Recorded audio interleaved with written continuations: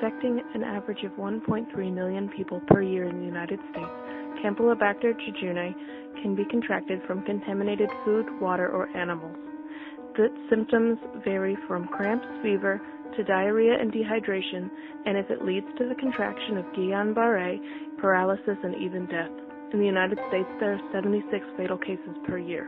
Tonight on Dateline, we're going to hear about the most recent outbreak that has been linked to raw milk, see how many chickens are affected annually, and hear a personal case from a victim. New details tonight. We now know raw milk is to blame for an illness that affected several members of the Durand High School football team last month. Health officials reached this conclusion after interviewing the players about what they were exposed to before getting sick.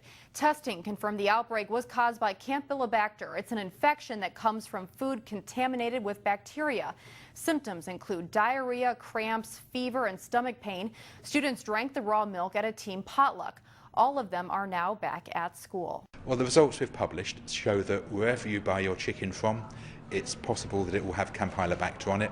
65 to 85% of chicken containing Campylobacter. One summer, it was early July, I was taking care of some chicks inside the home. So I was changing their water, feeding them, and I also moved them from their one little box to a new one. I started feeling real sick. Just all of a sudden I felt really nauseous. I couldn't even bear to look at any food.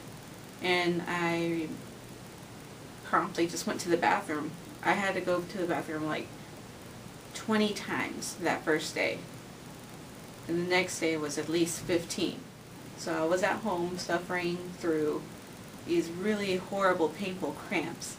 I had a fever as well, and I just felt like no matter how much I was trying to drink, I couldn't retain any of that water. I would try to eat something, but I still couldn't even look at it. Just the thought of eating was giving me nausea. And I think it was about Monday when I was finally able to go to a doctor.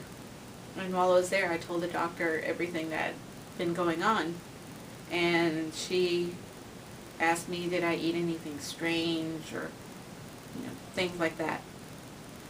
And I told her I hadn't eaten anything that wasn't well cooked.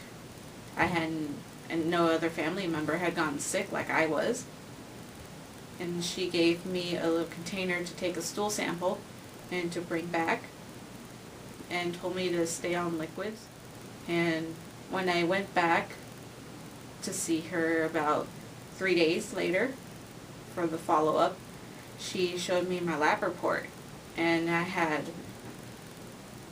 Campylobacter jejuni food poisoning.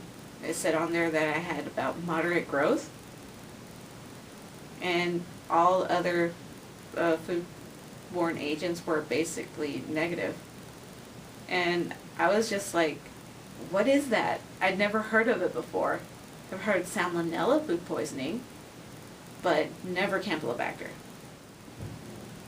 And I finally was back to 100% just a few days later, but in total it took me about 12 days to be back to normal. And it was horrible. I never wanted to have pain like that again. What the doctor did tell me was I needed to make sure to clean everything I touched before and after I went to the bathroom. I wiped everything with a solution of bleach and water, and I also would scrub the toilet thoroughly with a little bleach in there.